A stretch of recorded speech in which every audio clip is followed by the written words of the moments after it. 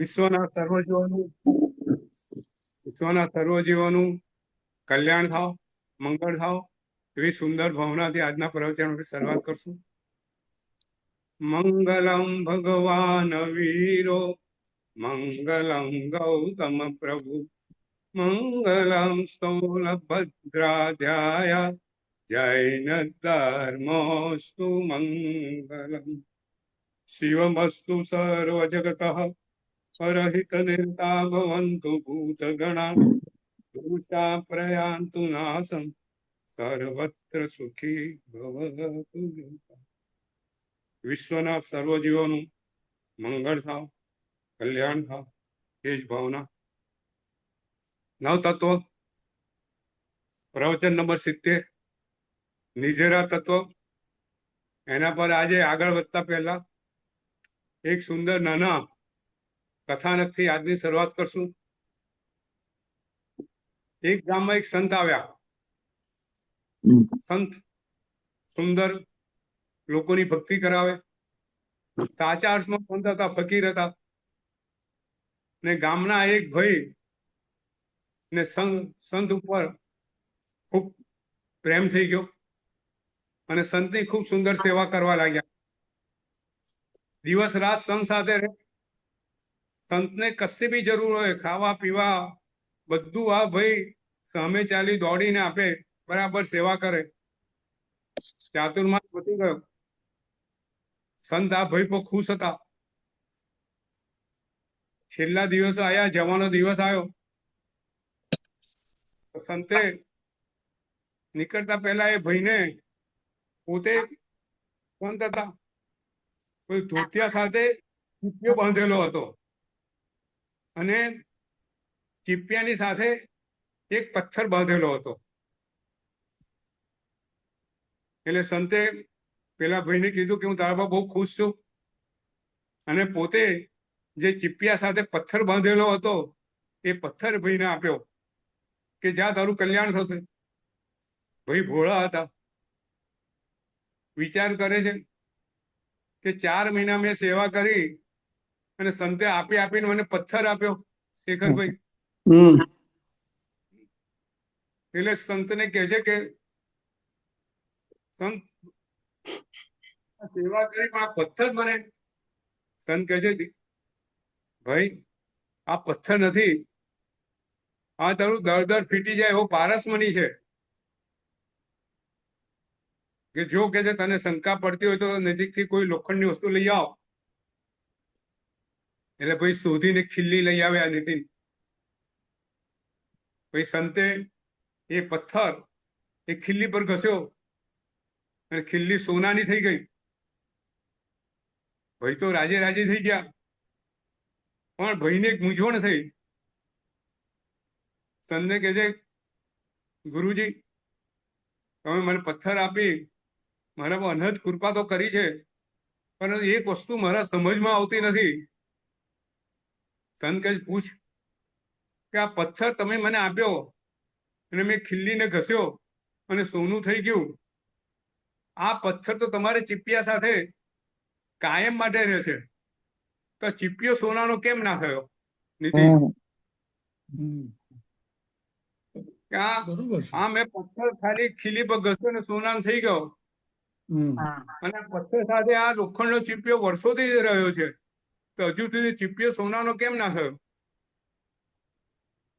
સંતે કીધું જો વાત બહુ સુંદર છે, અદ્ભુત વાત છે. સંત કહે છે કે ભાઈ આ પથ્થરો છે ને એ મેં કાપડથી મીટેલો છે, અને ચીપિયા અને પથ્થર વચ્ચે આ કાપડ વીંટાયેલું છે.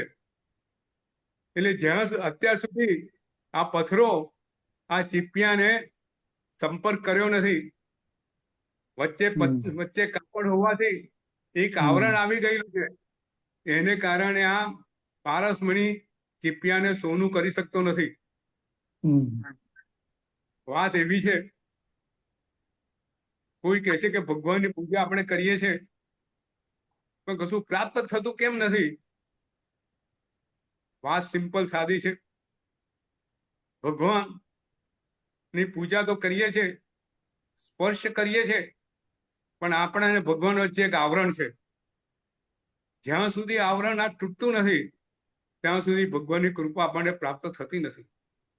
આ આવરણ છે અહંકારનું, હું પણ આનું, આ મોહનું આવરણ આપણને એવું જડબે સલાક પેસી ગયું છે કે ગમે તેવો પારસમણી આપણને સોનામાં કન્વર્ટ કરી શકતો નથી. આપણું આખું જીવન આમ હું અને મારું, હું કેવો, હું પૂજા કરું છું, મારો પરિવાર, મારો પૈસો, મારી આવડત, મારી બુદ્ધિ, મારો પુરુષાર્થ, બધું એમાં એમાં આખું જીવન આ હું ને મારાની અંદર વીંટળાયેલું છે. અને જ્યાં સુધી આ કવર જશે નહીં ત્યાં સુધી ભગવાનનો કાયમ પૂજા કરતા હશો, પણ એ સ્પર્શનો આનંદ, ભગવાનની કૃપા અંદર અવતરશે નહીં. ભગવાનનો જ્યારે આપણે સ્પર્શ કરીએ, ભગવાનની પૂજા કરીએ, ત્યારે આપણું સર્વસ્વ આપણે ભગવાનને નિછાવર કરી દેવાનું હોય છે. આપણા અને ભગવાન વચ્ચે બીજું કોઈ નથી. જળભરી સંપૂર્ણ પત્રમાં યુગિન પૂજંત વૃષભચંદ અંગૂઠડે દાયક ભવજલંત. ભગવાન તારો અંગૂઠાનો સ્પર્શ મારા ભવના સાગરને પણ સૂકવી કાઢે છે, મને મુક્તિ આપે છે. આ ભગવાનના એક એક અંગની સ્પર્શના કરતા પહેલા અદ્ભુત ભાવના આપણી અંદર આવવી જોઈએ. જ્યાં સુધી આ ભાવ આવશે નહીં ત્યાં સુધી આપણી આ પૂજાની ક્રિયા માત્ર ક્રિયા રહી જશે. અને આ ક્રિયા ફળ ને આપે ઓછું ફળ આપે. જે ફળ આપવું જોઈએ, જે લક્ષ્ય છે એ લક્ષ્ય મળે. આખી જિંદગી ભલે આપણે પૂજા કરીએ, ક્રિયા કરતા રહીએ, પણ જો ભાવ નહીં હોય, આપણું મોહનું કવર આપણે પર વીંટળાયેલું હશે તો આપણો ચીપિયો ક્યારેય સોનાનો થશે નહીં. બરાબર છે? આપણી આજની પૂજા, આપણી ગમે તે ક્રિયા, એમાં ભાવ આપણે ઉમેરવો બહુ જરૂરી છે. અને ભાવ ક્યારે ઉમેરાય? જ્યારે આપણું હૃદય નિર્મળ હોય, જ્યારે હુંપણાનો ભાવ જતો રહ્યો હોય, મારાપણાની ભાવના જતી રહી હોય, ત્યારે આપણા ભાવ શુદ્ધ થાય, નિર્મળ થાય, આપણું લક્ષ્ય કારગત થાય અને આપણું જીવન સફળ થાય. એક સુંદર કથાનકથી આપણે આપણા જીવનને આપણે સુધારીએ, આપણી બધી ક્રિયાઓમાં સુંદર ભાવ આપણે ઉમેરીએ તો આપણું જીવન સફળ થાય. નિર્જરા આ ન થતો એના માટે જ છે. ન થતો શેના માટે છે? એના માટે જ છે. આપણે આગળ નવ તત્વની વાત કરીએ. નવ તત્વની અંદર નિર્જરા તત્વ, સંતોષબેન, 6 નિર્જરા તત્વ કેટલા છે? 12. બરાબર, ટોટલ 12, કોઈ 12. એમાં પહેલા 6 બાહ્ય તત્વ, બરાબર, શરીરને લગતા તત્વ, બરાબર છે. કયા કયા? અણસણ, પછી પછી વૃત્તિ સંકેત, પછી રસત્યાગ, પછી કાયક્લેશ અને છઠ્ઠું કાયાકલેશ. બરાબર. વંદિતાની ગાથા, વંદિતાની ગાથા અને અતિચારની આજ ગાથા. અણસર મુનો અરિયા વિત્તિ સંખ્ય મને રસચ્છાઓ. પછી વૃત્તિ સંખ્યા રસચ્યાઓ. કાયક સલ્લીન વજ્જતો હોય. બરોબર છે. બરાબર. પછી 6 આભ્યંતર તપ. નિર્જરા માટે જે કારણો બતાવે છે, 6 બાહ્ય તપ, 6 આભ્યંતર તપ. 6 આભ્યંતર તપ કયા કયા? પ્રાયશ્ચિત્ત, વિનયો, વયાવ્રત્ય, સ્વાધ્યાય, વ્યુત્સર્ગ અને ધ્યાન. ઉત્સર્ગ અને ધ્યાન. પ્રાયશ્ચિત, વિનય, પછી પછી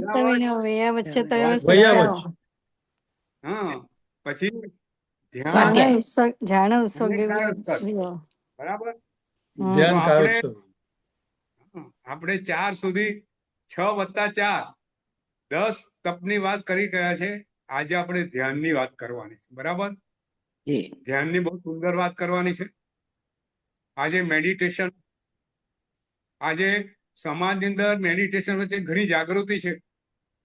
પોતાની ચિત્તની ચિંતાઓ, અસંતોષ, સ્ટ્રેસીસ દૂર કરવા માટે મેડિટેશન આજે સમગ્ર વિશ્વ સ્વીકારેલું છે. એ ધ્યાનની વાત આપણે ત્યાં ખૂબ સારી રીતે વણી લેવામાં આવેલી છે. ધ્યાન એટલે શું?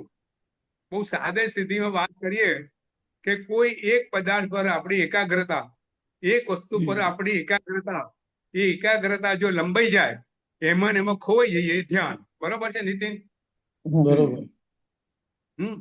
ધ્યાન એટલે શું? કોઈ વસ્તુમાં આપણે એકાગ્ર થઈ જઈએ, એ ધ્યાન. બરાબર? આપણે ગાયન સાંભળતા સાંભળતા એકાગ્ર થઈ જઈએ ગાયનમાં, આજુબાજુ કઈ ખબર શું ચાલુ ખબર ના પડે, એ ધ્યાન થઈ ગયું. જો આજે છે ને લોકોનું ધ્યાન શેમાં હોય છે નીતિન? મોબાઈલમાં. બરાબર કે નહીં? સાચી વાત છે. બેઠા જોતા હોઈએ ને તો બાજુમાં કોણ બેઠું છે એની આપણને ખબર પડે.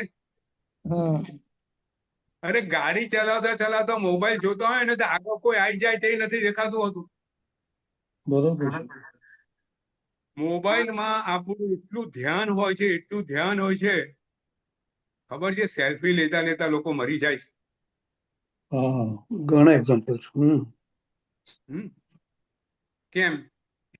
કારણ કે એનું મોબાઈલમાં એટલું ધ્યાન હોય છે, એનું આજુબાજુ શું ચાલે છે એને ખબર પડતી નથી. મિત્રો બધા બેઠા હોય અને મોબાઈલ લઈને બેસી જાય. એટલે આપણી ઔચિત્ય પણ મોબાઈલને કારણે ભૂલી જઈએ છીએ.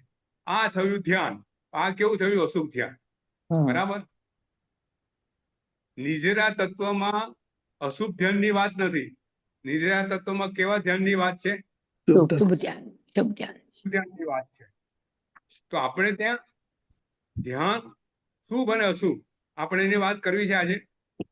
અશુભ ધ્યાન કયા કયા, શુભ ધ્યાન કયા કયા, એ પહેલા આપણે ત્યાં ધ્યાન માટે બહુ સુંદર વાત કરી છે શેખરભાઈ. જે મનની એક સ્થિતિ બતાવેલી છે. ધ્યાન એટલે એક ચિત્ત નિરોધ અને એક યોગ નિરોધ. નીતિન, એ કયું સંતોષબેન? ચિત્ત નિરોધ. ચિત્ત નિરોધ અને યોગ નિરોધ. યોગ નિરોધ. હવે ચિત્ત નિરોધ એટલે શું? ચિત્ત નિરોધ એટલે ચિત્તમાં એકાગ્રતા. ચિત્તમાંથી બધું કોઈ વિચારો, સંકલ્પ, વિકલ્પ, કોઈ વિચારો કશું ના આવે, એ ચિત્ત નિરોધ. મનને નિરોધ કરેલું છે. મન વિચારો મુક્ત થઈ ગયેલું છે. એ ચિત્તની અવસ્થા. બરાબર છે? ધ્યાનની બે અવસ્થાની આપણે ત્યાં વાત કરી. બહુ બહુ સુંદર આપણે ત્યાં ધ્યાનની જે વાત કરેલી છે, અદ્ભુત વાત કરેલી છે. અને આપણે ત્યાં જ કીધું છે ધ્યાન અશુભ અને શુભ બંને હોય. મોબાઈલમાં જોતા હોય ને એ ધ્યાન અશુભ જ હોય. બરાબર? અને આપણે ત્યાં અશુભ ધ્યાન ને શુભ ધ્યાનની વાત કરેલી છે. બીજે કશે શેખરભાઈ ધ્યાનમાં બેઠા અશુભ ને શુભ ની વાત નહીં કરેલી હોય. આપણે ત્યાં આ ડિટેલિંગ આપણે બતાવેલું છે. તો સૌથી પહેલી વાત ચિત્ત નિરોધ. ચિત્ત નિરોધ એટલે ચિત્તની એવી અવસ્થા કે હવે ચિત્તમાં, મનમાં કોઈ પ્રકારના વિચારો નથી. તો આ અવસ્થા કોને હોય નીતિન? આપણે જયારે ડિટેલિંગમાં જઈએ, આપણે વાત પહેલા કરેલી, આજે જરા બીજા સંદર્ભમાં આ વાત સમજવાની છે. ચિત્ત નિરોધ 13મા ગુણ સ્થાને આવે. કયા? 13મા ગુણ સ્થાને. ઓહો. હા મીરા, 13મા ગુણ સ્થાને ચિત્ત નિરોધની અવસ્થા જીવની આવે. તો કેવી રીતે આવે? આપણે ત્યાં બહુ સુંદર સમજાવેલું છે કે જીવ જ્યારે 8મા ગુણ સ્થાને આવે એટલે 7મું ગુણ સ્થાન કયું છે સંતોષબેન? અપ્રમત્ત. અપ્રમત્ત. 7મું અપ્રમત્ત સંયત. સંયમ જીવનની અપ્રમત્ત અવસ્થા આવે, 7મું ગુણ સ્થાન. બરોબર નીતિન? બરાબર. હવે એનાથી આગળ 8મું ગુણ સ્થાન. 8મું સ્થાન કયું છે? અપૂર્વકરણ. બરાબર. તો જીવ શેખરભાઈ આ જરા ટેકનિકલ વસ્તુ સમજવી છે આજે. ઓકે. આપણે ધ્યાનની વસ્તુ જરા વ્યવસ્થિત સમજીએ તો આપણે ત્યાં ધ્યાન વિશે કેટલી સુંદર વાતો કરેલી છે, આપણને ખ્યાલ આવે કે ધ્યાન ક્યારે આવે, ચિત્ત નિરોધ ક્યારે આપણામાં આવે. બેસી જવાથી કઈ ચિત્ત નિરોધ આવે એવું માની લેવાની જરૂર નથી. અંદરના મલિનતા જ્યારે ખતમ થાય ત્યારે ચિત્ત નિરોધ આવે એવી વાત આપણે ત્યાં સ્પષ્ટ રીતે કહેવામાં આવેલી છે. તો 8મા ગુણ સ્થાને આવેલો જીવ ભગવાન ગુરુ ભગવાન અપ્રમદ સંયત અવસ્થાના ગુરુ ભગવંતો જ્યારે અપૂર્વકરણ એટલે પોતાના મનના અધ્યવસાયો, પોતાના મનના ભાવો ક્યારે પૂર્વે થયેલા નથી એવા અદ્ભુત ભાવની શ્રેણીમાં આ જીવ પોતે અહીંથી ઉપર તરફ વધી રહ્યો છે. બરાબર છે. એવા અદ્ભુત અધ્યવસાયની શ્રેણી એને માંડેલી છે, ક્ષપક શ્રેણી માંડેલી છે. અને 8મા ગુણ સ્થાને આવેલો જીવ એ વખતે એના કસાયો, જો આપણે ત્યાં કસાયોની વાત કરેલી છે, જે 16 કસાયો છે કે 25 કસાયો છે, એ કસાયો અહીંયા જીવને જે છે એ મંદ છે, પણ બધા એકબીજા સાથે સરખા નથી. ત્યાં લોભ વધારે છે, કોઈનો ક્રોધ વધારે છે, કોઈની માન વધારે છે, કોઈનું માયા વધારે છે. તો એ જ જીવનું છે અને અહીંથી અપૂર્વકરણની ક્રિયા કરે છે. અને હવે એ ક્રિયા કરતા કરતા અધ્યવસાયને કારણે જે કસાયોમાં તરતમતા છે, વિવિધપણું છે, સરખા નથી, એ 9મા ગુણ સ્થાને આવતા બધું સરખું થઈ જાય છે. બરોબર સંતોષબેન? બરાબર. કસાયો હજુ મંદ છે, એ અહીંયા સરખા થાય છે. પછી જીવ પોતાના અધ્યવસાય ની શ્રેણી વધુ ઉપર લઈ જાય છે અને હવે 10મા ગુણ સ્થાનમાં પ્રવેશ કરે છે. 10મા ગુણ સ્થાન પ્રવેશ કરતા પોતે પોતાના જે બીજા બધા કસાયો છે, કયા કયા? ક્રોધ, માન અને માયા, એનો પ્રયોગ કરે છે. અને લોભ કસાય, મંદ લોભ કસાય, સૂક્ષ્મ લોભ કસાય એની વચ્ચે પડેલો છે. બરાબર છે. અને આ સૂક્ષ્મ લોભ કસાય જ્યારે એ ક્ષય કરે ત્યારે 12મા ગુણ સ્થાને પ્રવેશ કરે છે. બરાબર.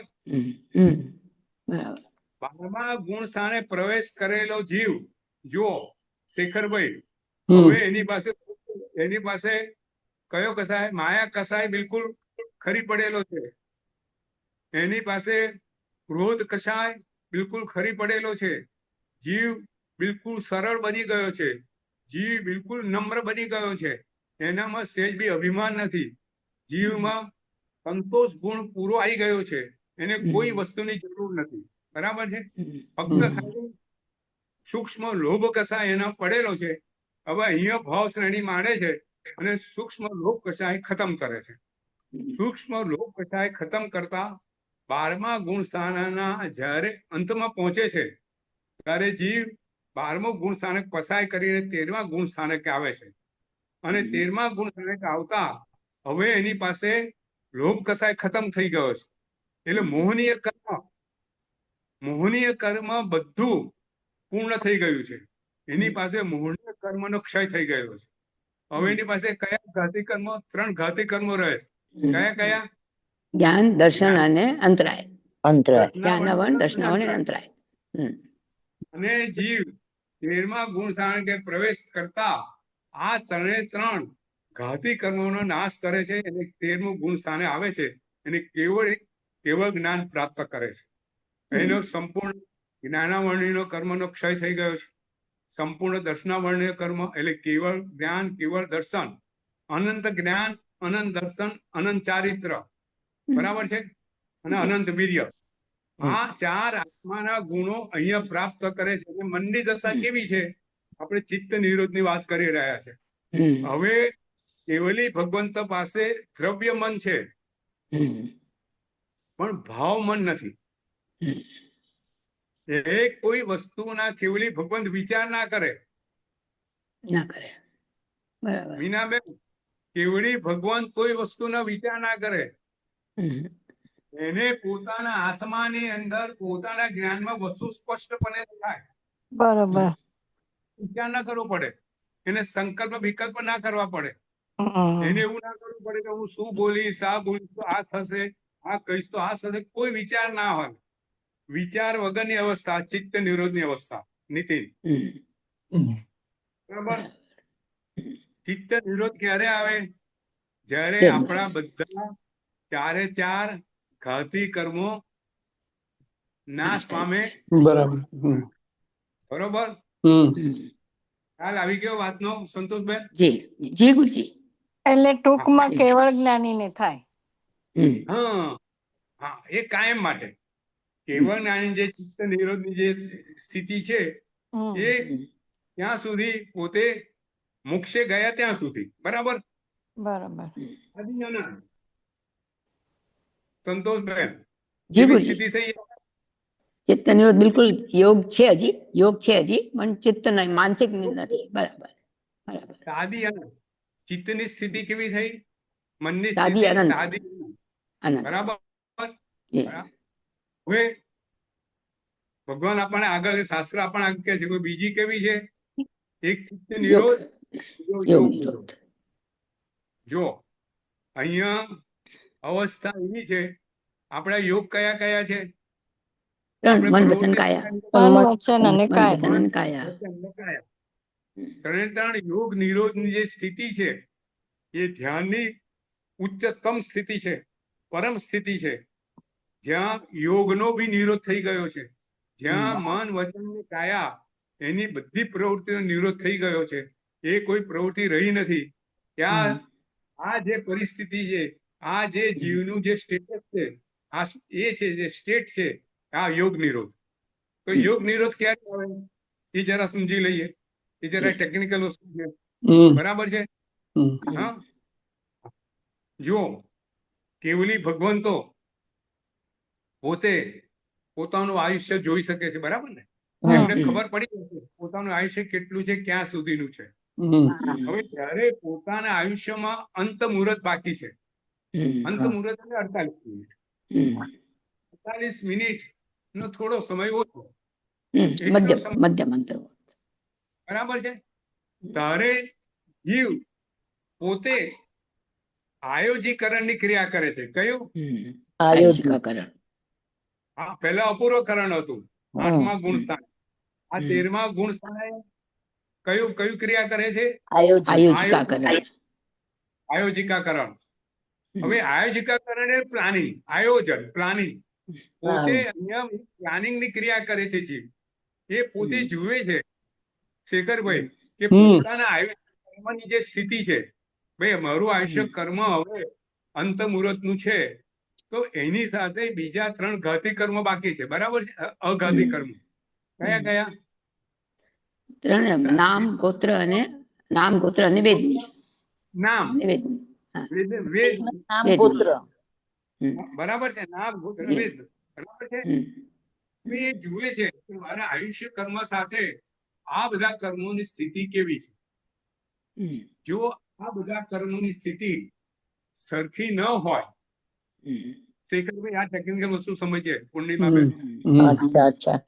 આયુષ્ય કર્મની સ્થિતિ સાથે ધારો કે તમારી વેદનીય કર્મની સ્થિતિ સરખી નથી અને આયુષ્ય કર્મ પતી ગયું, તો જીવને વેદનીય કર્મ બાકી રહી ગયું, તો જીવ મુક્ત થાય? ના થાય. મુક્તિ વખતે બધા કર્મ 8 કર્મનો નાશ થાય ત્યારે જીવ મુક્ત થાય. બરાબર ને? બરાબર. તો તમારું સ્થિતિ વેદનીય કર્મની બાકી છે તો જીવ મુક્ત ના થાય. અને નામ કર્મની સ્થિતિ બાકી છે તો જીવ મુક્ત ના થાય. તો અહીંયા કેવલી ભગવાન પોતે આયોજીકરણની ક્રિયામાં પોતે જુએ છે કે આયુષ્યની સ્થિતિ સાથે બીજા બધા 3 ઘાતી કર્મોની સ્થિતિ કેવી છે. હવે એ જુએ અને જુએ કે સ્થિતિ સમ નથી, એટલે પોતે શું કરે? અહીંયા સમુદ્ઘાત, કેવલી સમુદ્ઘાત કરે. કેવલી સમુદ્ઘાતની ક્રિયા કરે. બરાબર? જો સરખી હોય તો ન કરે, સરખી ના હોય તો જ કરે. એટલે બધા કેવલી ભગવંતો સમુદ્રઘાતની ક્રિયા કરે એવું કઈ જરૂરી નથી. બરાબર મીનાબેન બરોબર ખ્યાલ છે. આવ્યો? હા હા હા? હા. હવે કેવલી સમુદ્રઘાતની ક્રિયા મેં પહેલા સમજાવેલી છતાં ફરીથી સમજી લઈએ કે 8 સમયની ક્રિયા છે. અહીંયા કેવલી ભગવંતો પોતે શું કરે, પોતાના આત્મ પ્રદેશોને વિકસાવે, એનો પોતાના આત્મ પ્રદેશો છે એનો પ્રસાર કરે, એને વિકસાવે. સૌથી પહેલા એક લાકડી જેમ કરે કે 14 રાજલોક જેટલી લાંબી લાકડીનું સ્વરૂપ ધારણ કરે આત્મ પ્રદેશો. પછી એને ખપાટ, એને આડું પ્રસારે. બરાબર છે? એટલે 14 રાજલોકની બધા આડો જે ભાગ છે એમાં એના આત્મ પ્રદેશો બધો વિસરાઈ જાય, એનો વિસ્તાર થઈ જાય. પછી એને ગોળ ફેરવે એટલે 14 રાજલોકની અંદર આત્મ પ્રદેશો બધા સમાઈ જાય. જો એક સુંદર વાત છે. એક મુનિએ એક બહુ સુંદર લખેલું છે, સંતોષબેન. જી ગુરુજી. જો બહુ બહુ સુંદર વાત, એટલી આપણને ટચ કરે એવી વાત છે કે આ જીવ, આપણો જીવ જ્યારે કોઈ કેવલી ભગવાન કેવલી સમુદ્રઘાતની ક્રિયા કરે તેનો આત્માનો પ્રદેશ આપણા આત્માના પ્રદેશને અડકે, સ્પર્શ કરે. અડકે. બરાબર શેખરભાઈ? બરાબર. બરાબર. કારણ કે કેવલી સમુદ્રઘાતમાં એ જીવ 14 રાજમાં જેટલા પ્રદેશો છે, જીવના અજીવના બધા પ્રદેશોને એ ટચ કરતો હોય છે, સ્પર્શ કરતો હોય છે. કે આવી અદ્ભુત ઘટના આપણે આપણા જીવે અનુભવી છે કે આપણા જીવને કેવલી ભગવંતોએ સ્પર્શ કરેલો છે. સ્પર્શ કર્યું છે આપણને. હવે આવું કરે ત્યારે જે અસમ સ્થિતિ વાળા 3 ઘાતી કર્મો છે સમસ્થિતિમાં આવી જાય આયુષ્ય સાથે. જેવા સમસ્થિતિમાં આવી જાય કે તરત પોતે જે 14 રાજલોકમાં જે પોતાના આત્મા પર વિસ્તર્યા છે પાછા શરીરમાં લઈ આવે. એ જ ઉધાવ કરી. બરાબર છે? હવે બરાબર કેવલ સમુદ્રઘાતની ક્રિયા પતી ગઈ. જીવ પાસે અંત મુહૂર્તના આયુષ્યમાંથી 8 સમયનો પ્રસારમાં કેવલી સમુદ્રઘાત ક્રિયા કરી અને પોતાના બધા કર્મોને આયુષ્ય કર્મની સ્થિતિમાં કેવલી ભગવંતે લાવી દીધા. હવે શું કરે?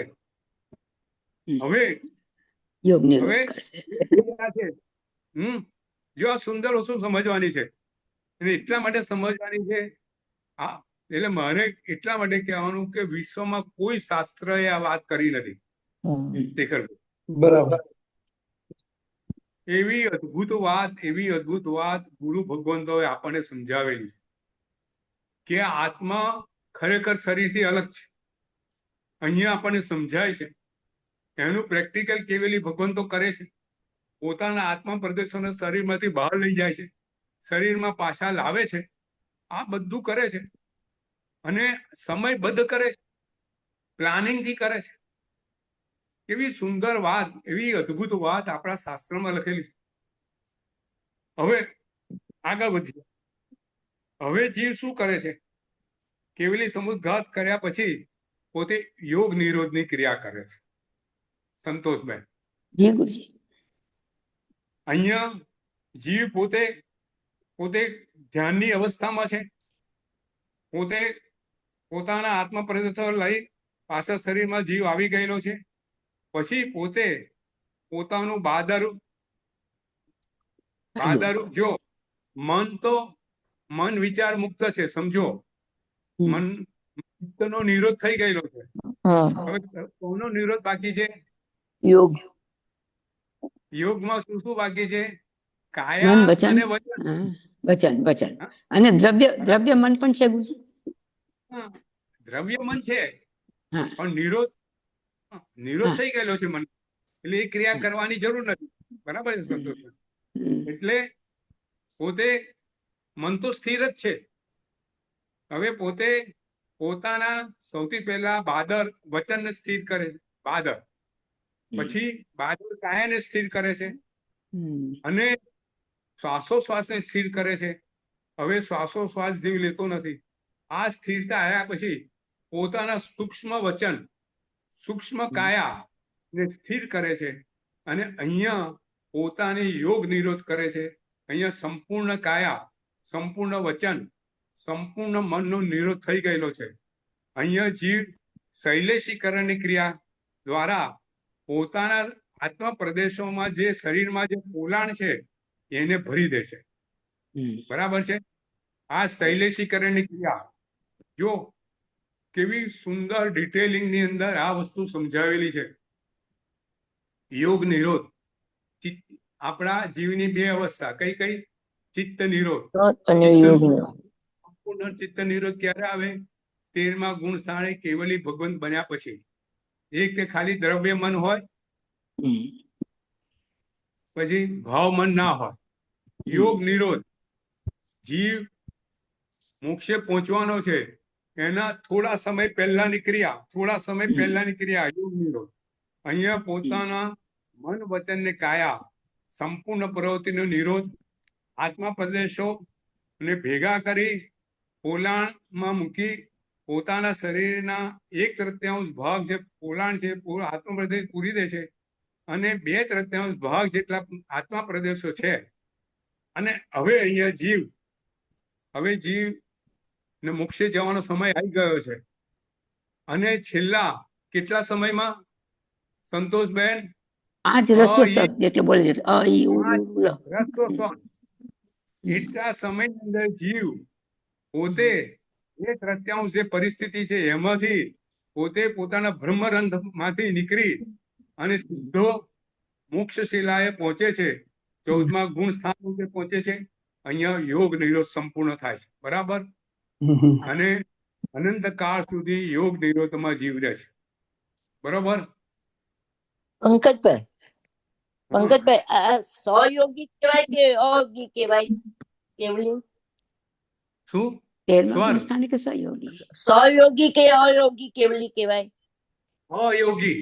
અયોગી ને 14મા ગુણ સ્થાને કે. 13મા ગુણ સ્થાને સહયોગી હતા. હા 13મા ગુણ સ્થાને સહયોગી હતા અને 14મા ગુણ સ્થાને અયોગી અયોગી કહેવાય. બહુ સરસ. પ્રણામ બરાબર છે? ગુરુજી. ગુરુજી, જ્યારે હા. આત્મ પ્રદેશોને બહાર કાઢે ત્યારે એમના શરીરની શું સ્થિતિ હોય? શરીર એની જ પરિસ્થિતિમાં હોય. જે ધ્યાનમાં બેઠે છે એ જ પરિસ્થિતિમાં શરીર હોય.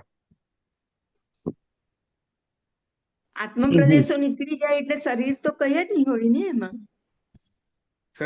શરીરમાંથી આત્મા નીકળી ગયા એટલે શરીર આત્મા પ્રદેશ વગરનું થઈ ગયું. અને એ વખતે ધારો કે સૂતા હોય તો સૂતેલી અવસ્થા હોય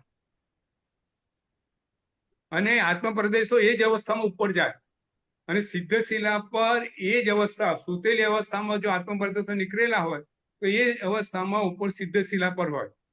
પદ્માસનની અવસ્થામાં હોય તો પદ્માસનની અવસ્થામાં જ આત્મા પ્રદેશો ઉપર રહે. અને બીજા જે આત્મા પ્રદેશો છે એની સાથે એ વિલીન થઈ જાય. બરાબર.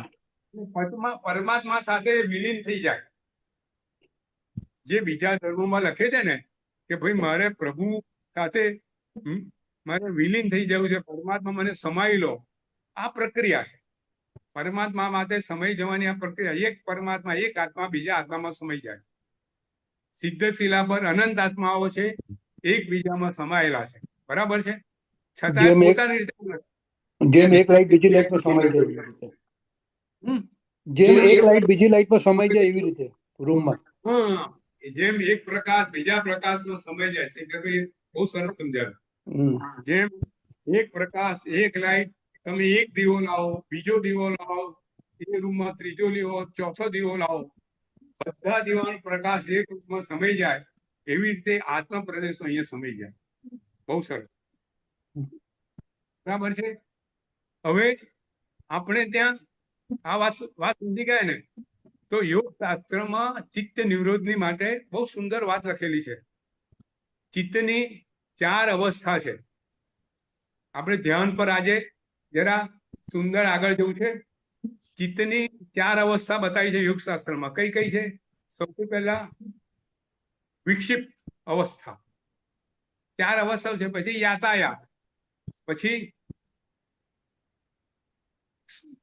પછીની અવસ્થા એનું નામ છે સુલિષ્ટ અવસ્થા, અને ચોથી સુલીન અવસ્થા.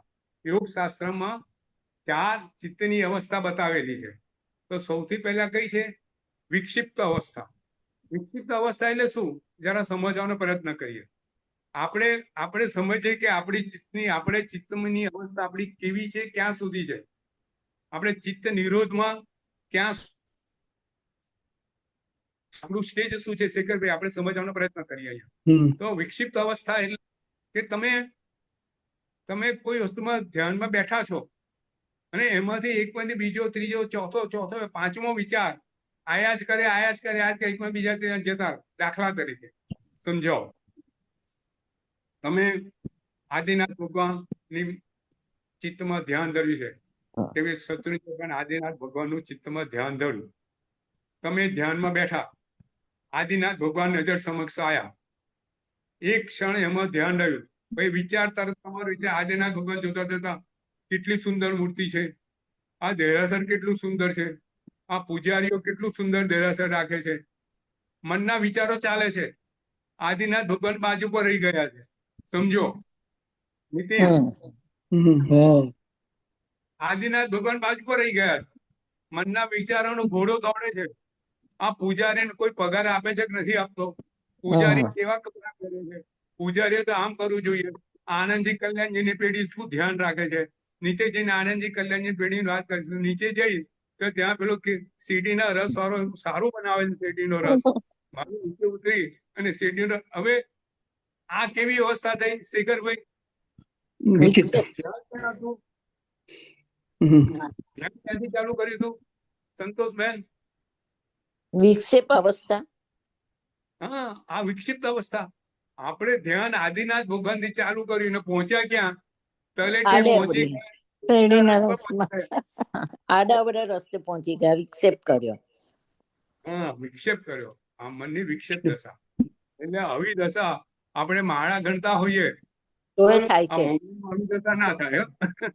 મોબાઈલમાં કોઈ વિક્ષેપ ના કરે, કોઈ ધક્કો મારે ને તો ખબર ના પડે મોબાઈલ જોતા હોઈએ તો. પણ નૌકા ગણતા હોય ને, સેજ બહાર બારણે સે ટકરો પડ્યો હોય ને તો પણ ખબર પડે. તો પણ ખબર પડી જાય. તો આપણી આ ચિત્તની આ દશા છે. આપણું કેવું એવું છે અહીંયા કે આપણે એમાંથી બહાર આવવું છે. કે ધારો કે હવે જો, હા, તો બીજી શું છે? બીજું સ્ટેજ યાતાયાત. યાતાયાત એટલે શેખરભાઈ અવર જવર, બરાબર ને? યાતાયાત એટલે મન શું કરે? અવર જવર કરે. આ તો જવર જ છે. પહેલી સ્થિતિ જવર, ચાલ્યા જ કરે, પાછું આવે જ નહીં. અહીંયા મન પાછું આવે, ખ્યાલ આવી જાય કે આદિનાથ ભગવાન, હું તો શત્રુંજય ને આદિનાથ ભગવાનનું ધ્યાન ધરતો હતો અને પૂજારી સુધી પહોંચ્યો, નીચે પહોંચી ગયો, ના હવે પાછો આવી જાય. થોડી મનની જાગૃત અવસ્થા છે એટલે પાછો આવી જાય.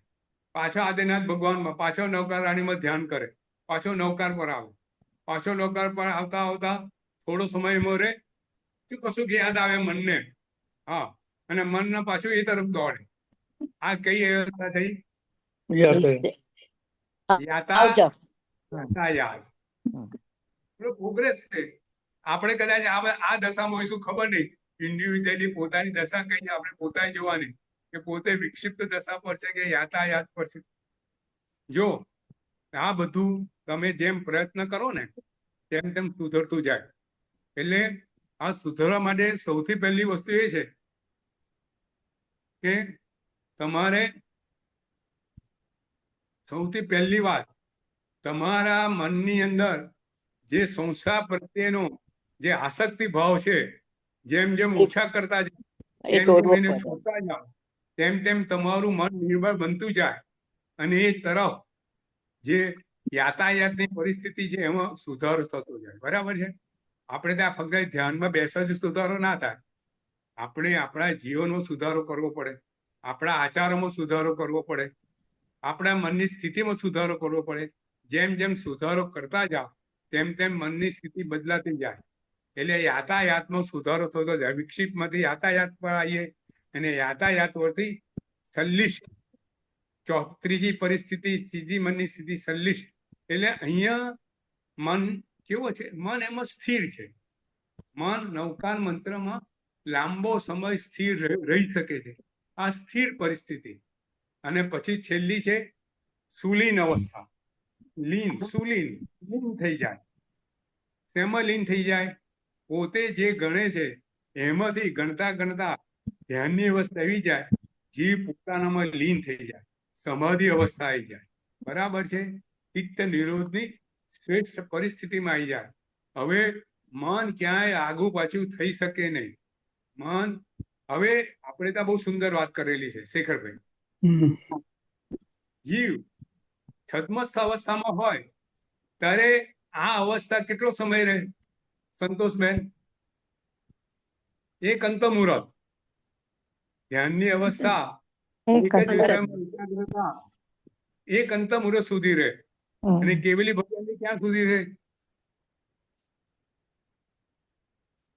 કેવલી ભગવાનની સમગ્ર અંત સુધી, જ્યાં જીવ પોતાનો શરીર ના છોડે ત્યાં સુધી કેવલી ભગવાનની ચિત્ત નિરોધની અવસ્થા રહે. બરાબર? બેન બરાબર તમારી વાત. ટેકનિકલ વસ્તુ હતી. બરાબર. હવે જુઓ, આપણે ત્યાં હવે આગળ વાત. હવે ધ્યાન 4 પ્રકારના કીધેલા છે. 4 પ્રકાર. હા, કયા કયા?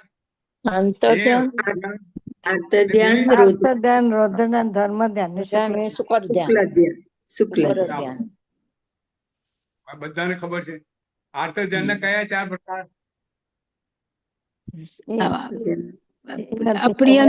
અપ્રિયનો સંયોગ થવો, પ્રિયનો વિયોગ થવો, અને પછી ચોથું આપણે એટલે કે શોક ચિંતા, શોક અને રોગ ચિંતા. હા, ફરીથી જો સૌથી પહેલા આપણને બધાને ખબર છે, છતાં એક આપણા પોતાના એના માટે જરા એને રિફર્બિશ કરી લઈએ, એને સમજી લઈએ. સૌથી પહેલું આર્ત ધ્યાન, સૌથી પહેલું આપણને ગમે ઈચ્છિત વસ્તુનો અસંયોગ થવો. એટલે આપણને ઈચ્છિત વસ્તુ ન મળે એની ચિંતા કર્યા કરીએ. ભાઈ આ મારા પૈસા, મારો પરીક્ષા આપું છું, મારો પહેલો નંબર આવવો જોઈએ, એના માટે ચિંતા રહ્યા કરે. એ શું ઈચ્છિત વસ્તુનો જ્યાં સુધી અસંયોગ રહે એની ચિંતા રહે.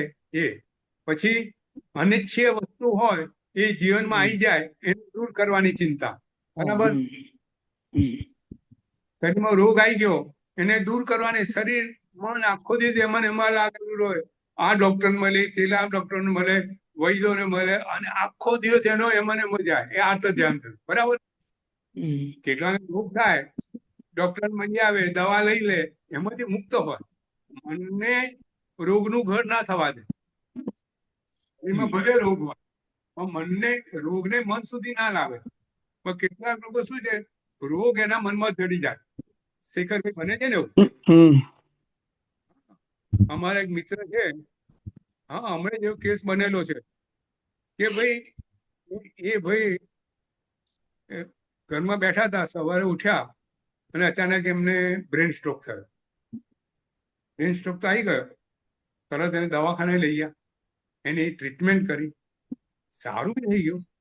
થોડી નબળા વીકનેસ, ઘેર આવ્યા પછી આખો દિવસ વિચાર કર્યા કરે કે મને કેમ આવું થયું, હવે મારું શું થશે. જો પેલો રોગ તો દવાથી કંટ્રોલમાં આવી ગયેલો છે, પણ રોગ એના મનમાં ઘૂસાઈ ગયેલો છે. હવે રોગ મનમાં ઘૂસાઈ ગયેલો શું થાય છે? હવે એ પથારીમાંથી ઉભો થતો નથી. મને કશું થઈ જશે, મને ફરીથી થઈ જશે. ડોક્ટર કે ભાઈ તારે બધું સારું છે, પણ મન માનતું નથી. તો જો શું બન્યું, હમણે 2 દિવસ ઉપર ફરી અનકોન્શિયસ થઈ ગયા. એટલે આપણે આર્ત ધ્યાન રોગને મન સુધી નહીં લાવવાનું. શરીરમાં હોય, દવા લઈ લો, પતી ગયું. શેખરભાઈ બરાબર છે. હા, ડોક્ટરને બોલો, ડોક્ટર કે ભાઈ આ છે, ભાઈ કેન્સર છે તો કેન્સર, દવા લો. આપણે ત્યાં આચાર્ય ભોનભાનુ મહારાજ સાહેબ ના નાના ભાઈ પદ્મ વિજય મહારાજ સાહેબ, આર્ત ધ્યાન ને શુભ ધ્યાન શું છે એની અહીંયા વાત આપણે કરીએ છીએ. પદ્મ વિજય મહારાજ સાહેબ ને મહાન તપસ્વી, માસિક ક્ષમણ કરે, ઉગ્ર તપસ્વી, અદ્ભુત સંયમ જીવનમાં, અને ડોક્ટરે એમને કેન્સરનું નિદાન કર્યું. જુઓ, એમને કેન્સરનું નિદાન થયું. એમની વૈયાવચ અદભુત હતી. બધા મુનિ ભગવાનની જબરજસ્ત વૈયાવચ, સુંદર. આખા સમુદાયમાં પદ્મજી મહારાજ જેવી કોઈ વૈયાવચ નહીં. એમને કેન્સર, શેખરભાઈ. હવે જુઓ, એ જ વખતે બીજા ઇંગ્લેન્ડના કોઈ મોટા ડોક્ટર હતા, એમને કેન્સર થયું. આ દાખલો પેપર એક બુકમાં આવેલો. એ ડોક્ટર હતા, એ સ્પેશિયાલિસ્ટ હતા, અને એમને કેન્સર થયું ને અહીંયા પદ્મજી મહારાજને કેન્સર થયું. હવે ડોક્ટરને કેન્સર થયું. ડોક્ટરને કેન્સર એટલે શું ખબર હતી? કેન્સર એટલે આવું થશે, તેવું હશે, મારી તીવ્ર વેદના ભોગવવી પડશે. એટલે ડોક્ટર કેન્સર ની અંદર એકદમ એ થઈ ગયા. ટ્રીટમેન્ટ એમને બી ચાલુ કરી. પદ્મજી મહારાજે ટ્રીટમેન્ટ ચાલુ કરી. પદ્મજી મહારાજે ટ્રીટમેન્ટ કરી, પણ એ કેન્સર ને મનમાં આવવા નહીં દીધું એમ. જોડે માસક શમન બી ચાલુ કર્યા. પૂર્ણિમાબેન, એક બાજુ માસક શમન, એટલી જ વૈયાવચ. કેન્સર નું ગમે તેટલું પેન હોય, મોઢા પર એ જ હાસ્ય, એ ક્ષમતા. પદ્મજી મહારાજ સાહેબ કેન્સર થયા પછી 2 થી 2.5 વર્ષ માસક શમન કરે, બધી તપસ્યા કરે, એ રીતે સંપૂર્ણ સમાધિમાં જીવ છોડ્યો. અને જે પેલા જે ડોક્ટર હતા, ડોક્ટરને બધી ખબર હતી, કેન્સરની ટ્રીટમેન્ટ બધી ખબર હતી. એ ડોક્ટર માંડ 3 મહિના જીવી શક્યા, શેખરભાઈ. એટલે આર્ત ધ્યાન ને ધર્મ ધ્યાન શું છે એનો આ આદર્શ દાખલો છે કે તમે મન પર ન હાવી થવા દો. થાય રોગ, પતી ગયું. બરાબર છે સંતોષબેન? બિલકુલ સહી કહે છે જી. ભાઈ ત્રીજી વાત, પણ આપણા માટે બહુ અઘરું છે. હા સાચી વાત છે, આપણા માટે ખૂબ જ અઘરું છે. ખૂબ જ અઘરું છે. તારે આવા મહાત્માને યાદ કરવા. બરાબર તમારે. આવા મહાત્માને યાદ કરીએ. હા, આપણે ત્યાં સાગરાનંદ મહારાજ સાહેબ, એમને ઓપરેશન હતું પેટનું. ત્યારે પેટના ઓપરેશન વખતે એમને કીધું ડોક્ટરને કે તમે, હું એનેસ્થેસિયા નહીં લો, તમે પેટનો ચીરો કરો, ઓપરેશન કરો, હું મારા ભાનમાં રહીશ. અને ખરેખર એમને વગર એનેસ્થેસિયા પેટનું ઓપરેશન કરાવ્યું. ડોક્ટર તો આશ્ચર્યચકિત હતા. છેક સુધી એ સમાધિમાં, જાણે કશું પેટ સાથે બન્યું જ નતું. તો આ દેહ સાધેનો તાદાત્મ્ય ભાવ એમને તોડી કાઢેલો.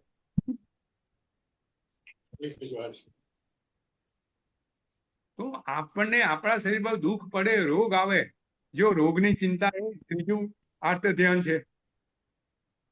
વેદના સહન ન કરવી. વેદનાની, હા, કોઈને તમે જુઓ કે આપણે જોઈએ છે, કોઈને સહેજ પગે વાગ્યું હોય ને, એટલી દુખે છે ઊભો ના થાય.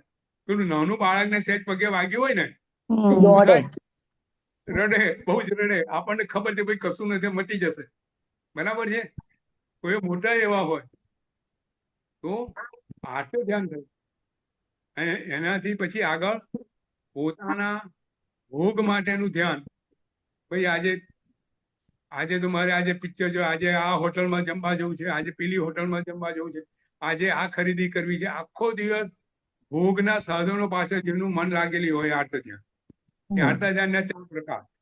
પછી બરાબર છે, પછી રૌદ્ર ધ્યાનના 4 પ્રકાર. કયા કયા?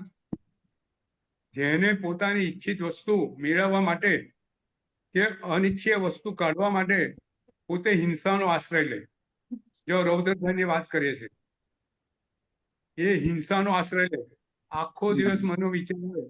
કોઈએ કોઈના, તમે જુઓ અમુક જે લોકો છે, જે લોકો ગરીબી કે ઝૂંપડના હોય, એમના કોઈ 500 રૂપિયા લઈ લીધા હોય ને તો એને મારી નાખવા માટે જાય, શેખરભાઈ. બરાબર કે નહીં? બરાબર. તમે વાંચતા હશો કે ભાઈ પેલા 1000 રૂપિયા માટે એક જણ ચપ્પુ ઉલાવી દીધું. બરાબર. હા, અને આપણા કોઈ 1000 રૂપિયા લઈ જાય તો આપણા પેટનું પાણી ના હાલે. બરાબર ને? કોઈ સોપારી આપવાનો વિચાર કરે, પૈસા કઢાવવા સોપારીનો વિચાર કરે. હમ. તો આ રૌદ્ર ધ્યાન થયું. હિંસાનો વિચાર કરવો, પોતાની ઈચ્છિત વસ્તુ મેળવવા માટે, એના માટે જુઠ્ઠું બોલવું, બીજું આર્ત ધ્યાન, બીજું રૌદ્ર ધ્યાન. કોઈ માણસ તમે જોશો મીનાબેન, એના મનમાં કોઈ વસ્તુ મેળવવા કેવી રીતે જુઠ્ઠું કરવું, શું કરવું, અનીતિ કરવી, એના જ વિચારો આવે. બરાબર. આ રૌદ્ર ધ્યાન થયું. બરાબર છે. હમ. એની ચિંતા કરવી, અને ચિંતા પરથી એના પર આગળની એક્શન લેવી, ખરાબ જુઠ્ઠી એક્શનો લેવી, આ બધું રૌદ્ર ધ્યાન. બરાબર છે. પછી બરાબર. જુઠ્ઠું બોલવું, પછી ચોરી કરવી, ચોરી એ કરે. હા, પોતાની ઈચ્છિત વસ્તુ મેળવવા માટે ચોરીઓ કરે. આજે ભેળસેળ કરે પૈસા મેળવવા માટે. શેખરભાઈ, હમ. જે ભેળસેળ છે એ રૌદ્ર ધ્યાનનો પ્રકાર. જે જીવ કરે પૈસા મેળવવા માટે અનીતિ કરે, એ બધો રૌદ્ર ધ્યાનમાં આવે. બરાબર. અને પછી પરિગ્રહ કરે. મમ્મણ શેઠ કેટલો પરિગ્રહ, લોભનો. પહેલા એક સાયકલ થી ચાલતું હતું, પછી એક સ્કૂટર થી ચાલતું હતું, પછી અચ્છા, 4 પૈડા. ગાડીથી પણ નથી ચાલતું. નાની ગાડી નહીં, હવે મોટી ગાડી. મોટી ગાડીમાં હવે પછી કિયા નહીં, મર્સિડીઝ બેન્ઝ. હા, જો મર્સિડીઝ બેન્ઝ લેવા વાળા છે, બરાબર છે. લેન્ડ રોવર વાળા લેવા વાળા છે. એટલે લોભ, આ બધું લોભ છે. આ લોભનો અતિરેક એ રૌદ્ર ધ્યાન છે. એટલે રૌદ્ર ધ્યાન, આ બધા અશુભ ધ્યાન એ નિજરા ના કરવા દે. એ શું કરવા દે? એ આશ્રવ થયું અને કર્મ બંધ બાંધે, અશુભ કર્મનો બંધ બાંધે. બરોબર. બરાબર. હવે આગળ ધર્મ ધ્યાન. નરક એ ગતિનો શુદ્ધ આયુષ્ય ધ્યાન. પણ બાંધે ને હે? પંકજભાઈ? હા, નરક ગતિનો આયુષ્ય આયુષ્ય બાંધે. બાંધે. હા, આયુષ્ય બાંધે, બિલકુલ આયુષ્ય બાંધે. બરાબર છે. હવે 8 વાગ્યા છે. આવતી વખતે ધર્મ ધ્યાન, શુક્લ ધ્યાનને ખૂબ સુંદર વાતો કરવી છે. થોડી ટેકનિકલ વાતો છે. આજે સહેજ આપણે ટેકનિકલ વાતો કરી, શું એને સમજવાનો પ્રયત્ન કરીએ. ધ્યાનને, ધર્મ ધ્યાન શું છે, શુક્લ ધ્યાન શું છે. ધર્મ ધ્યાન, શુભ ધ્યાનના 2 પ્રકાર, ધર્મ ધ્યાન ને શુક્લ ધ્યાન. પછી આપણું છઠ્ઠું નિર્જરાનું તત્વ કયું છે? કાયોત્સર્ગ. કાયોત્સર્ગને સમજવાનો પ્રયત્ન કરશું. બરોબર. હમ. 8 વાગ્યા છે. કોઈ પ્રશ્ન તો કરો, આગળ વધીએ, પણ પછી સમય બહુ થઈ જાય. સમય આવતી વખતે લઈશું. બરાબર છે. જી હા, જી. એક સવાલ હતો. હા, શેખરભાઈ બોલો. સાંભળો હા, હમ. નીતિન બોલો. કે હા, આ તમે તો એકચ્યુઅલી આ ધ્યાનની શિબિર કરેલી છે, બરોબર? હા, તો એકવાર તમારો જે અનુભવ છે કે આ ધ્યાન કઈ રીતે કરાવે છે, કઈ રીતે થાય, એ તમારો હા, એક્સપિરિયન્સ જરા શેર કરો તો બધાને ખ્યાલ આવે કે ધ્યાન કઈ રીતે હા, કરવું જોઈએ. ચોક્કસ. આપણે આવતી હા વખતે લઈશું. એ 10 મિનિટનો પ્રયોગ છે આખો. હા ચોક્કસ. એ, આપણે 10 મિનિટ ધ્યાન, 10 મિનિટ જેટલું આપણે આવતી વખતે ધ્યાન ધરશું. બરાબર છે. હા બરોબર. પ્રેક્ટિકલ શેખરભાઈ, આ બધાને કામ. ધર્મ ધ્યાન, શુક્લ ધ્યાન પત્યા પછી આપણે ધ્યાનનો બહુ બહુ સુંદર આ નીતિનભાઈએ કરી. આવતી વખતે આપણે 10 મિનિટ ધ્યાનનો પ્રયોગ કરશું. જે ધ્યાન આપણે રોજ કરવાનું હોય, જેનાથી આપણા આ જે અશુભ કર્મો તૂટે, નિજરા તત્વો આપણામાં પ્રવેશે. બરાબર છે. 10 મિનિટનો જે પ્રયોગ છે 4 સ્ટેજનો, એ આપણે આવતી વખતે કરશું. બરાબર છે. ઓકે. પંકજભાઈ, એક વાત. હા, પંકજભાઈ, હા, મારું તમને પૂછવું એ છે કે લોક હા, કસાય તો ના હોય, લોક કસાય ના હોય, માયા પણ ના હોય, છતાં અણગમતી વાતની હિસાબે થોડોક મનમાં ક્રોધ ભાવ આવી જાય, તો એ કયું ગુણ સ્થાનકમાં આવીએ? લોભ નથી, માન નથી, માયા નથી, હા, પણ અણગમતી વાતની હિસાબે થોડોક આવી જાય મનમાં, એટલે ક્રોધ જેવું આવી જાય. હા. હવે જો હું તમને સમજાવું. હા, આ બધા જે કસાયો છે ને, એને આપણે, એના ચાર સ્ટેજ છે દરેક કસાય. કયા કયા? અનુતાબંધી, અનંતા બંધુ. અપ્રત્યાખાનીય, અને પત્યાખાન અને પ્રત્યાખ્યાન સંજોન. અને સંજ્વલન. જો બરાબર છે. હવે સૌથી પહેલી વાત હમ. કે જ્યાં સુધી આપણે સંયમ ના લઈએ ત્યાં સુધી આપણું કયું ગુણ સ્થાનક હોય? ચોથું ચોથું. ચોથું સંયમ જીવનનો પ્રવેશ ત્યાં નથી. સંયમ જીવનનો પ્રવેશ છે એટલે કયું શું આપણું વીરતી, પાંચમું સર્વવીરતી પાંચમું પાંચમું. સર્વવિધિ પાંચમું. બરાબર છે. જ્યાં સુધી ચોથું ગુણ સ્થાન, જ્યાં સુધી દીક્ષા ના લઈએ ત્યાં સુધી આપણું દેશ વીરતી ચોથું ગુણ સ્થાન. બરાબર છે. આ ગુણ સ્થાનકની સ્થિતિ સમજી લઈએ. હવે કસાયની સ્થિતિ સમજીએ કે આપણે જે કસાય કરીએ છીએ, જે ક્રોધ કરીએ છીએ, એ કયા લેવલનો છે? એ ક્રોધમાં એને મારી નાખવા સુધીનો વિચાર આવે છે? ના, એવું તો ના આવે. ના, હા, તો એવો હોય તો કેવો કહેવાય? અનંતાનુબંધી. આપણને અનંતાન બંધી અનંતા. બરાબર છે. એ બીજા ભાવમાં બી લઈ જાય. ત્રીજા ભાવમાં આપણને ત્યાં ગુણસેન અને એનો દાખલો છે સમ્રાદિત્ય ચારિત્ર. એનો ફક્ત ખાલી ગુણસેન માટે ક્રોધ હતો, બીજા કોઈ માટે ક્રોધ નતો. એને માયા નથી, કશું નતું. બહુ સુંદર પ્રશ્ન. એને માયા નથી, લોભ નતો, અદ્ભુત એનો તપ ધર્મ હતો. પણ ક્રોધ કેવો હતો? ક્રોધનું લેવલ કયું હતું? ગુણ સન્માને ભવ મારું. તો પણ એ લેવલ પર નથી પંકજભાઈ, અમે એ લેવલ પર હું નથી. આપણું ના જ હોય તો તમને સમજાવવા માંગુ છું. હા, એ બરાબર. લેવલ કયું છે એના પર આપણા એનો આધાર રાખે એમ કહું છું. બરાબર છે. પછી નું લેવલ કયું? અપ્રત્યાખાની. અપ્રત્યાખાની લેવલ કેવું કે ભાઈ આપણે જે આપણો ક્રોધ છે એનું આપણે શમન કરી શકવા માટે શક્તિમાન નથી. દૂર કરવા માટે શક્તિમાન નથી. એ ક્રોધ આવી જાય, બરાબર. ક્રોધ આવે, મારવાનું મન થઈ જાય. બરાબર છે. એટલું રૌદ્ર થયા થઈ જાય, પણ એને મારી નાખવાનું મન ના થાય. જો મચ્છર કહી ને તો કેટલા જીવોને મારી નાખવાનું મન થાય. અને કેવા પેલું રેકેટ લઈને આવે શેખરભાઈ, બધાને મારી કાઢે, દવાઓ નાખીને મારે, દવા સ્પ્રે કરે. તો આપણે એ સ્થિત નથી. ભાઈ મચ્છર કહી છે મચ્છરદાનીમાં ઊંઘી જાઓ, આપણા શરીરે દવા લગાવો, એવી દવા લગાવો કે મચ્છર આવે નહીં. બરાબર છે. મચ્છર પ્રત્યે ક્રોધ છે, આપણે મચ્છર પ્રત્યે પ્રેમ નથી. સમજો, આપણી એ અવસ્થા નથી કે મચ્છરને આપણે પ્રેમ કરીએ. પણ આપણી ક્રોધની અવસ્થા બી એ નથી કે આપણે મચ્છરને મારી કાઢીએ. આ સ્ટેજ થયું નીતિન. બરાબર. હા, બરાબર. હા, પછી પ્રત્યાખાનીય. હવે આપણને એના પ્રત્યે ક્રોધ છે, ગુસ્સો છે, પણ કેવો છે કે ભાઈ એ કરે એમ. આ જીવ આવો છે, કર્મવશ છે, એટલે આપણે એના પર ક્રોધ, આપણો એનો ગુસ્સા આપણું એનું માપમનો છે એમ. એને વધારે આપણે ગુસ્સો એનું ખરાબ થઈ જાય, એને કશું કરી કાઢીએ, એ પરિસ્થિતિ નથી. પ્રત્યાખાનીય. એને સહેજ સંજલ ઉપેક્ષા ભાવ. ક્રોધ આવે ખરો, પણ સહેજમાં એને જતો રહે. કર્મ બંધ બાંધે નહીં. બરાબર છે. લાંબા સમયનું સ્થિતિ એની એકદમ ઓછી હોય. પેલામાં સ્થિતિ વધારે હોય, પેલા વધારે સ્થિતિ, પેલા અનંતા બંધી ભવ સુધી એની સામે વેર હોય. એટલે એના પ્રત્યે ક્રોધ હોય ખરો, પણ કયા લેવલનો ક્રોધ છે એ આપણે જોવાનું. અને જો એ લેવલ ખૂબ ઊંચું હોય તેને ધીરે ધીરે કાપવાનો પ્રયત્ન કરવાનો. છેલ્લે ઉપેક્ષા ભાવ લાવવાનો, સંજલન કસાયમાં આવી જવાનું. જીવ છે એ જીવની એક પરિસ્થિતિ છે. એ જીવ પૂર્વ ગુના કર્મ લઈને એવો આવ્યો છે, આપણને ઉપેક્ષા ભાવ બતાવવાનો, છોડી દે. બરાબર. ખૂબ સુંદર પ્રશ્ન, અદ્ભુત પ્રશ્ન.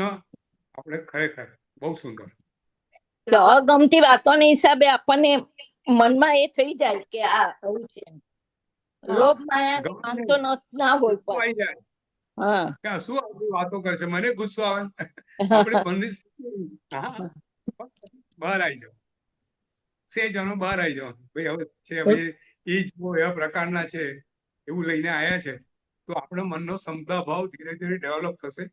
જેમ જેમ સમતો વધતું જશે ને તેમ તેમ આ ક્રોધ અણગમતો ઓછું થતું જશે.